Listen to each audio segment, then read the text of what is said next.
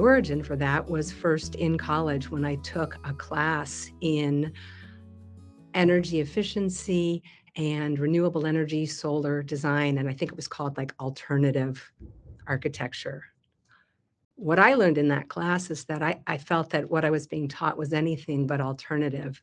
And I assumed it might be mainstream and looked forward to graduating from college, going to work for an architect, and utilizing the sun's energy for as much as possible, the energy needed to power buildings, and also to kind of utilize general passive solar design strategies, which just made so much sense to me. And of course, historically, was how humans dealt with creating shelter in the built environment.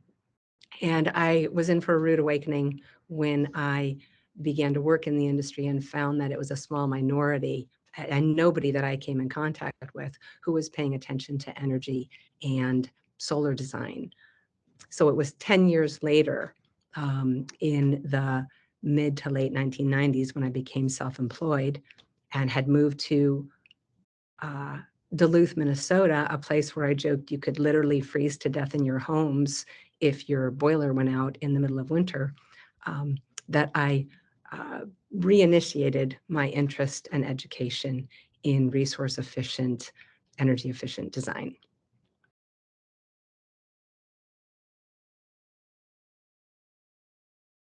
How do we back up and get young people interested in understanding and literate with regard to energy consumption? There are some good programs in the US right now.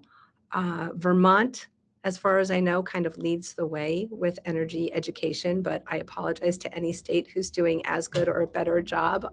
Vermont is the one that I'm the most familiar with their energy education program at all levels, from sort of grade school through high school.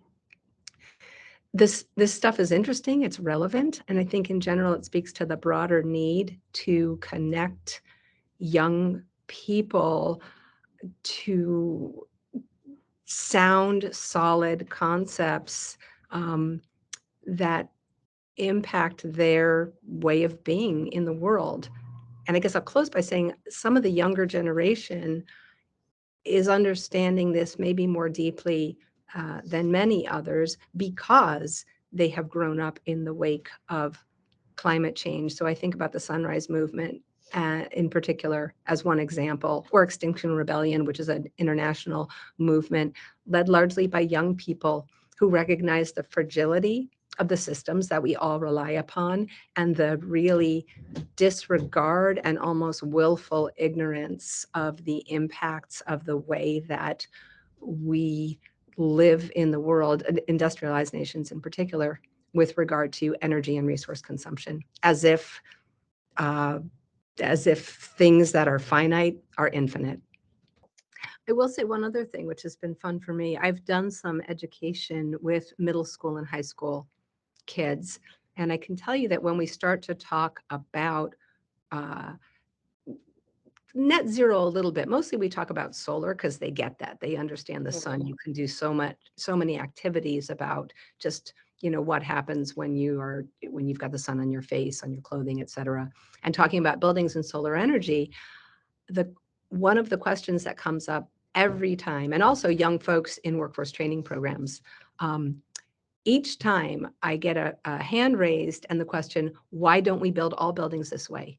That's the question every time. And I say, that's a great question. I don't know why we don't, because we should. So it really doesn't take that much education for young folks to understand the compelling argument. Why don't we build all of our buildings this way? And part of the answer is we can. The construction and design industry is one of the places where we have all of the technology and even the knowledge right now to fundamentally change the way we build and renovate all buildings.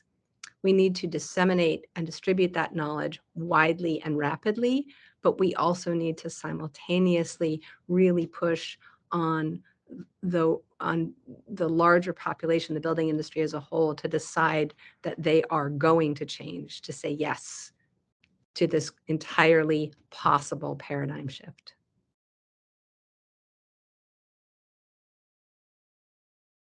my aha moment, really, I'd been self-employed for maybe about 6, 7 years, doing what I thought was working toward much more energy efficient design. At this point, as a self-employed person, I was learning a lot. It was kind of pre-internet, so it was mostly reading books and conferences, conversations with other people in my field, trying to kind of now crack the nut of, well, how do you do more resource energy efficient buildings, and how do I talk about it, and how do I convince people?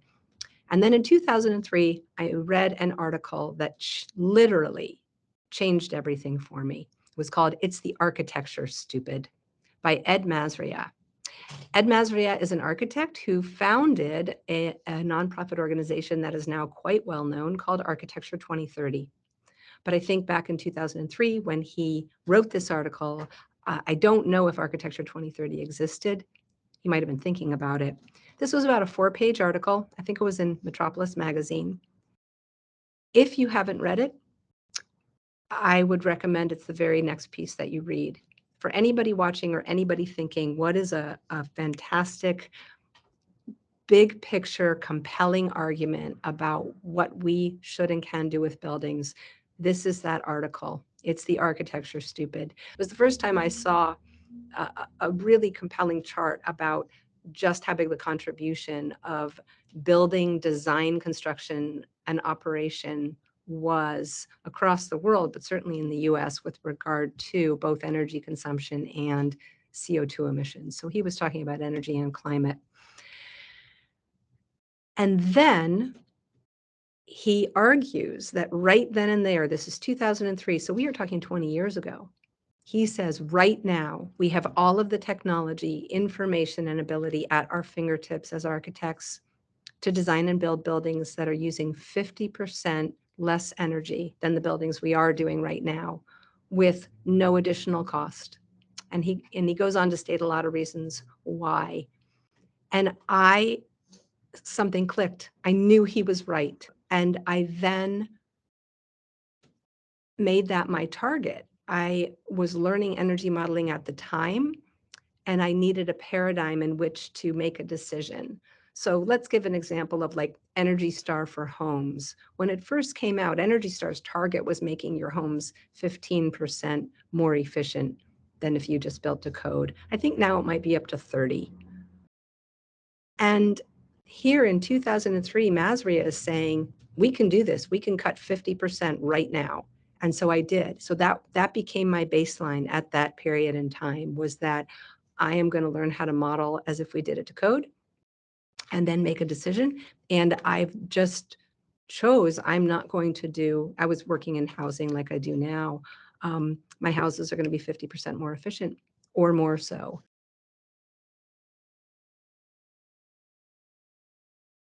By starting at this baseline and then moving yourselves incrementally every year or 5 years. And he had laid it so that he made the case that all new buildings could and should be zero net energy by 2030. That's where the name for the organization, Architecture 2030, came from. I would argue that because technology, as it often does, has now exceeded our expectations and the expectations that Masria had in 2003, all new buildings could be designed to be zero net energy right now, certainly by 2025, if we decided to legislate or require that. And that's exciting. I find that to be encouraging rather than daunting. When someone says, we know how to do this, we can do this, when somebody can lay out a process that actually works, why wouldn't we want to get on that bandwagon?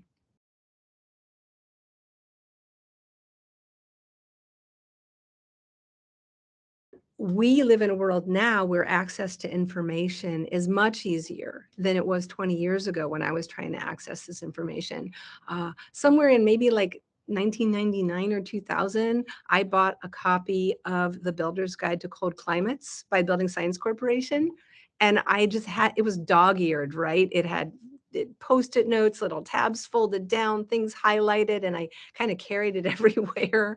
I used to subscribe to a couple of, paper journals that came in the mail. One was called Environmental Building News. The other one was called Energy Design Update. I don't think either of those periodicals still exist, but I might be wrong. But Environmental Building News sort of turned into Building Green. And Energy Design Update was edited at the time by Martin Holliday, who many of us, or hopefully most of you, recognize his name as Musings of an Energy Nerd from Green Building Advisor and a longtime editor at Fine Home Building. So the information was harder to come by when I was trying to learn it, but the information now is all over the internet. And that is both a blessing and a curse, because it means that reasonable, valid information, sometimes you don't know. Are you looking at something that makes sense, or are you looking at something that's not?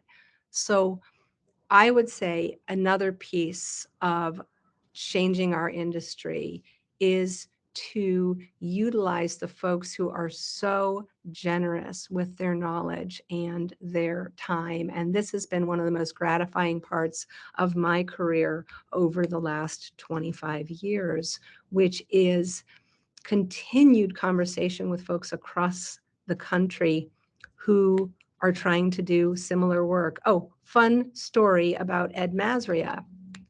A couple of years after reading that article, and when I was working and I was tired and I was scared and feeling very alone, I was a sole practitioner. Again, internet, not much of a thing, but we had email back then.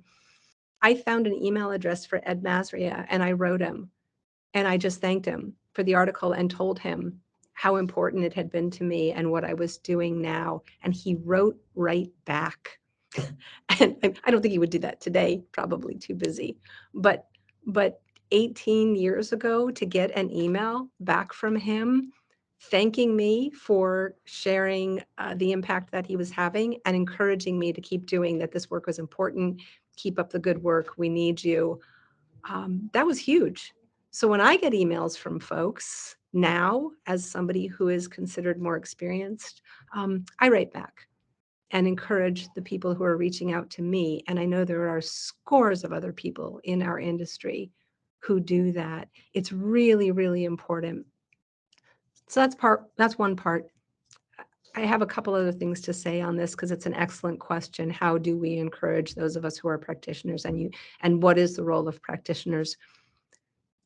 Designers and builders have so much power. I speak to people in the building trades about this regularly, and I say, it's what you choose to do doesn't have to be about what your client is asking of you. It's also what you tell your client you build. They are looking to build the building industry for the roadmap, for expertise, for what is best practice. And so if the building industry says, we are doing this, this is what we do, and this is why, then we change the trajectory of the work. Unfortunately, there is a lot of power in the status quo. So the more people that we can encourage and say, choose what you want to offer as customary. I recently gave a talk called, I think it was like, sustainable housing from custom to customary.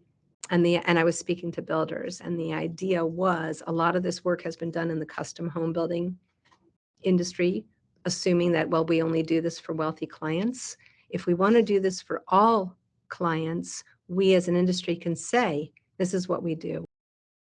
Once it doesn't seem new anymore, there's not an upcharge for it. It's standard, and more people can afford it. So if we can say, what do we want to make customary? What is our base standard? Just like Ed Masria said, right? In 2003, he just fundamentally said that we should say that our baseline for designing buildings energy consumption is 50% of where we were last year, or what's common today. So you know that baseline number, you cut it in half, and you start there. That's what we can do. We can make those statements internally if we are an an organization, a city. Some cities are doing this. That's some of the most remarkable progress I'm seeing, and I am so encouraged by it.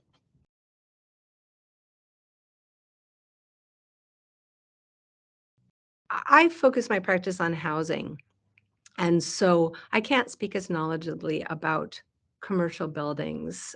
I think that what I'm going to say regarding housing has application to commercial, industrial, institutional buildings, but I'm going to stick with housing for this. Number one, because it's what I know, but number two, because housing is a special kind of building. It's where we live.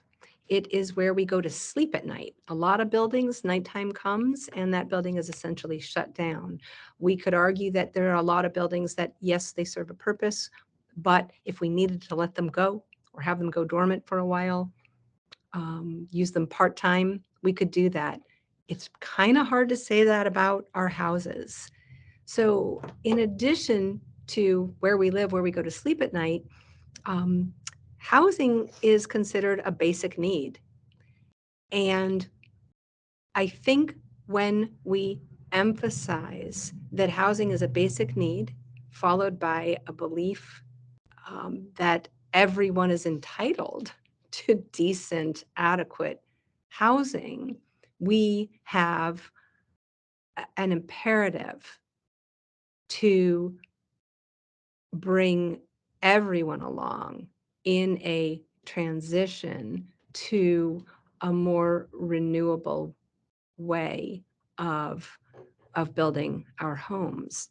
So toward zero net energy, toward low energy, toward building electrification, toward getting rid of fossil fuels in our homes. And when we make sort of blanket changes that will impact everybody, not only do we move the dial on the environmental changes that we want to see, but we also are creating kind of a more equitable approach and field. I did a blog post some time ago about, I think I called it Climate Reality Then and Now. In 2019, I was trained as a climate reality leader under Al Gore's Climate Reality Project. And part of that intensive training and joining the Climate Reality Leadership Corps was a commitment to stepping into maybe a domain where you hadn't been before, in service of accelerating activities and sort of social movement toward mitigating climate change in a very just and universal way. So I started writing some blog posts about it, learning more, doing more research. And in this one, Climate Reality Then and Now, I found out that the first instance I could find of somebody in power in our country talking about CO2 emissions and global warming, coincidentally, was the year of my birth. So I basically started I did like a timeline starting in the year of my birth, 1965. So that's kind of amazing to many of us. What? In 1965, Lyndon B. Johnson spoke to Congress, and he said the emissions from our energy consumption are in danger of warming the planet. So we knew that. Somebody at the top knew that. Somebody was speaking to Congress. No action was taken. And that sort of so I think that whatever we can do to sort of step into the public realm, remind people of the history, and speak as widely as we can is going to help. We really can't afford at this moment in time to continue on a path of incrementalism. And fortunately, in the building industry, we don't have to, because we already know where we need to be and essentially how to get there. We don't have to invent something new to figure out how to change to electrification, and to do zero net energy buildings. And one of what appears to be an obstacle is this fear that, well, if we change all buildings to electrification, then all of the grids are going to collapse because they're already fragile as it is. And there is something that I think is really fundamental to this that cannot be stressed enough, which is we tackle that question of potential additional load, or we need to tackle it with conservation and efficiency first. We're not going to fix things purely with technology. So it needs to be a more integrated, holistic approach. And we know how to do energy conservation. We can go back to Masria, right? Back then, we know how to design energy conserving buildings. We know how to retrofit energy conserving buildings to drop the loads, not 30%, not 50%, but 75% or more. And if we work toward dropping the loads of our buildings, 75%, then we can meet the remaining needs with hyper efficient electrification. And that's exciting. So yeah, now is the time. That future that we're working toward is right now. And by saying, so don't build what is obsolete, we can't afford to continue with the status quo when we know we shouldn't be burning fossil fuels in our buildings. And if we're making a commitment to quote unquote phase them out in 10 years, why are we building new natural gas infrastructure? Why are we connecting new developments to natural gas?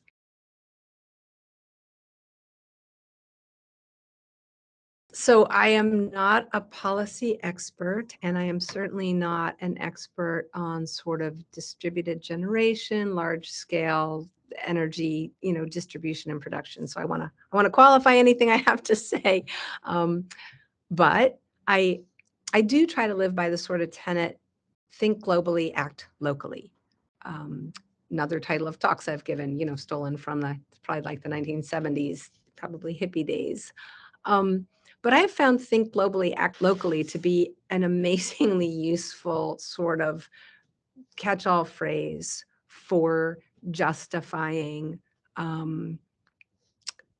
very maybe strident or bold change on the local level. If we can recognize the broader systems in which we are functioning, acting, participating, and then keep that in mind as we make decisions at the local level, um, then I think we respond more reasonably.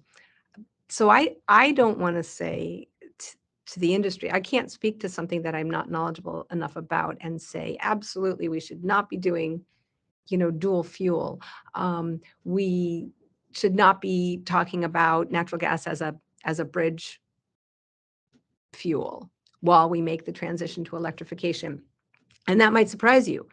Personally, will I ever put a gas boiler or dual fuel boiler in a new home that I'm designing? Nope, absolutely not. If I'm doing something new, it's electric, period. There is zero reason not to do it that way. When I am working with existing homes, though, that are transitioning, I am not sure at this moment in time. I hope not. So I think that there needs to be a more nuanced discussion and a recognition that not every community is going to be the same. But at the same time, if somebody is going to argue the case for, let's say, dual fuel versus all electric in a change, they need to be able to justify it in very, I think, fact-based and science-based terms, and they should be able to justify it within the paradigm of think globally, act locally. And I will say that I do not think a justification for dual fuel is that it will, quote unquote, cost the occupants less money. I think that is a very short-term and short-sighted argument to go toward dual fuel, because buildings last, and buildings typically last a lot longer than the systems within them. But when you do put a new mechanical system of any kind, you typically are making a commitment of 10, 15, 20 more years. The boiler or the furnace in the house that I bought 20 some years ago was 40 years old. So do we want to commit a household to using natural gas for the next 20 to 40 years if we're talking about a heating system change out? I would argue no. Now, if there's gas in the home and you want to add a mini split without removing the gas furnace or gas boiler, maybe that is a mechanism where the notion of dual fuel makes sense. And then you phase out that older equipment.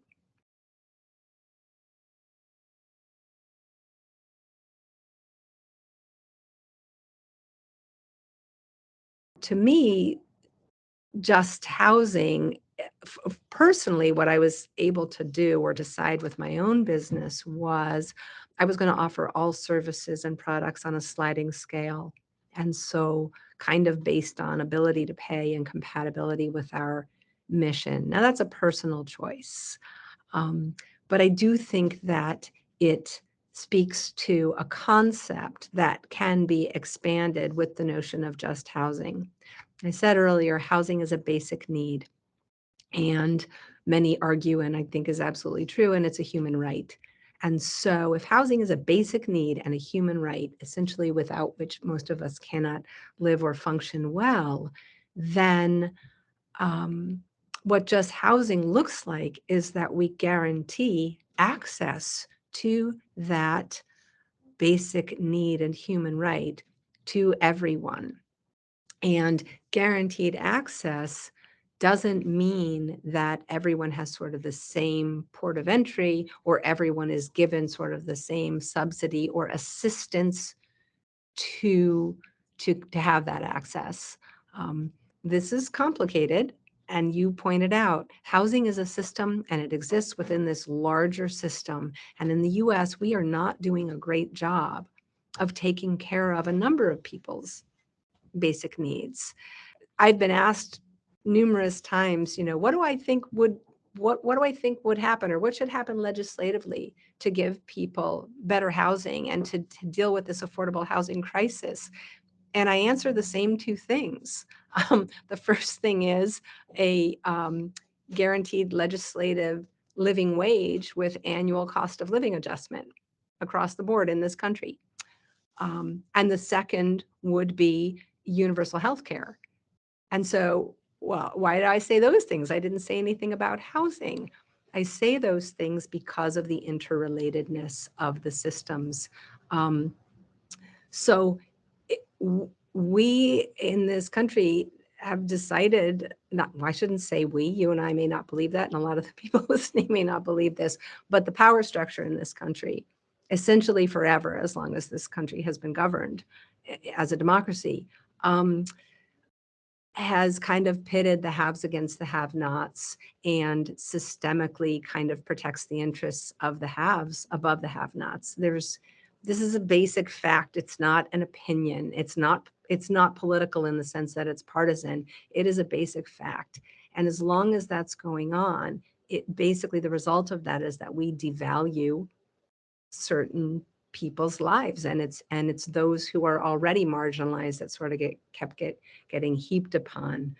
So I obviously I don't have the answer to that. I do think that mass awareness and mobilization toward demanding um, the acknowledgement and then delivery of the ability for people to meet their basic needs would go a long way. And that's what just housing would look like. If the income and healthcare pieces were taken care of, that would be huge. Let's say if that doesn't happen in terms of housing, I don't think there is one solution. I read a book earlier this year that was both really illuminating and also depressing. It was called In Defense of Housing. It was co-authored and it was written in, I think, 2016, and I have forgotten the names of the authors. I think one of them's last name is Madden and somebody, and it's published by Verso, Verso, In Defense of Housing. Another outstanding book that I read, and it really taught me historically about the housing movement in this country for hundreds of years and how people in this country have consistently fought for their right to decent, affordable, adequate, healthy, durable housing. And that fight's not going away. It ebbs and flows. And just like folks who study things that I don't talk about, that we need to fight for democracy, that it's an ongoing journey. It's not that you get it and then, oh, good, we're good. We're going to be fine. You know, we got the Fair Housing Act in 1960, whatever. We should be fine because we have the Fair Housing Act. That's not how it works. So we need to step into maybe arenas, we meaning professionals, need to join community activists in recognizing that there is work to be done to try to um, provide much, much wider access to and change of resources. By the way, I don't think this is an economic problem. It's not that there is not money that can be used for housing and subsidies and placement. It's a reallocation of resources. What are we going to fund? How do we fund it? Where are we going to choose to put those dollars?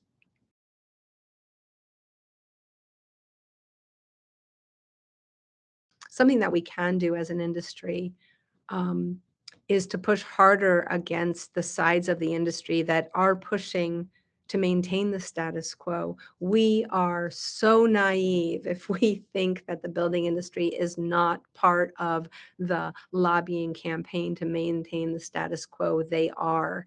And the sooner we realize this and realize that those of us who believe otherwise about where and how money is allocated need to be banding together and pushing. There are great organizations doing work in this realm, and the more of us who sort of join together and step into that, as uncomfortable as it may be at times, it doesn't mean that you have to show up and testify at your state legislator, but it might mean doing something like I did recently, going to my state legislature as part of a group to argue for a housing amendment, signing on to um, signatories supporting a housing amendment in the state of Minnesota as a business owner under my business name.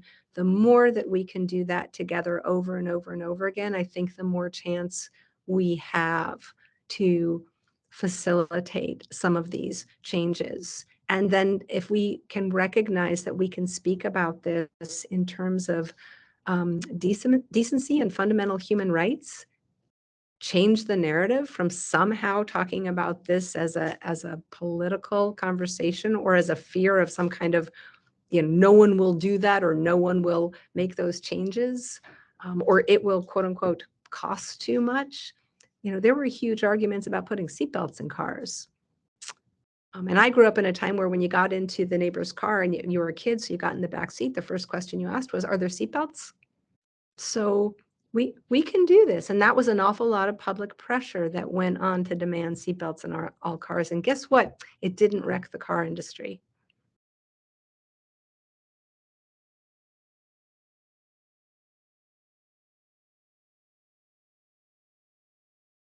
If I were to have the ear of, you know, policymakers, as you say, or those working in nonprofits, kind of accelerating change, not the builders directly, I guess the first thing I would say would be the same thing I say to the building and design industry, which is read It's the Architecture, Stupid.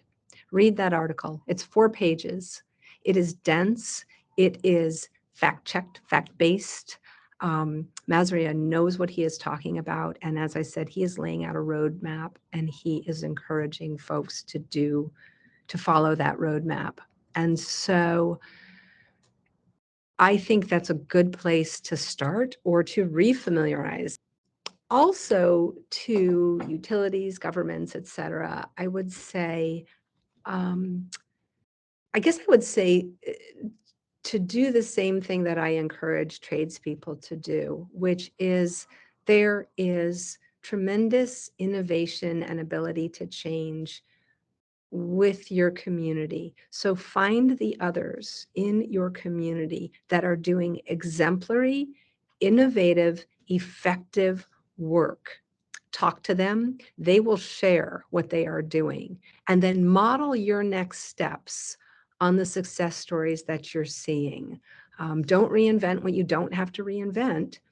So really pay attention to what others are doing. People are generous. I mentioned Vermont early in our conversation, they have been doing tremendous work with regard to widespread sort of policy and implementation on energy efficiency, zero net energy, building decarbonization, beneficial electrification. Vermont is a small state. So some of us might say, well, yeah, they can do it there because, they're so progressive and they're so small. But that's the wrong thinking. The better way of thinking about it is, look what they did. They piloted this for us. They are our case study. Now let's take that and scale it. They've shown that it can be done. Let's look at who else has done things similar. Let's talk to them. There's been some tremendous work in renewable energy in St. Cloud, Minnesota. And the mayor of St. Cloud, who sort of transformed the way the city was getting most of their energy, wasn't doing it because he was an environmentalist, or if he was, that's not what he was saying. He was doing it because it was the most cost-effective way to deal with the city's budget shortfalls. And I spoke at length with one of the energy analysts who works for the city of St. Cloud. I cold called her during the pandemic.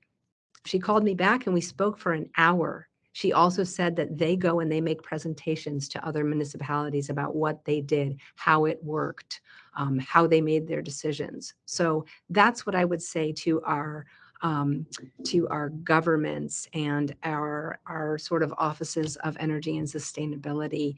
Do that. Go find these examples, invite them in, invite yourselves there. Take copious notes, and then make your plan based on what worked. A while back, I used that same statement or something like it. And I had found it was a quote from Eleanor Roosevelt. What I didn't know is that it was actually the title of a book that she had written, the last book she wrote during the course of her lifetime. She saw tremendous systemic problems that were not being addressed. And it was sort of her call to action of, we can do this. But the future is now. We cannot wait until tomorrow. The message was so compelling and, again, so encouraging to me. And I was thinking, I have nothing to whine about. I have to just keep working. This is what I have to do. The future is now. We cannot wait until tomorrow. And so that's what I would close with.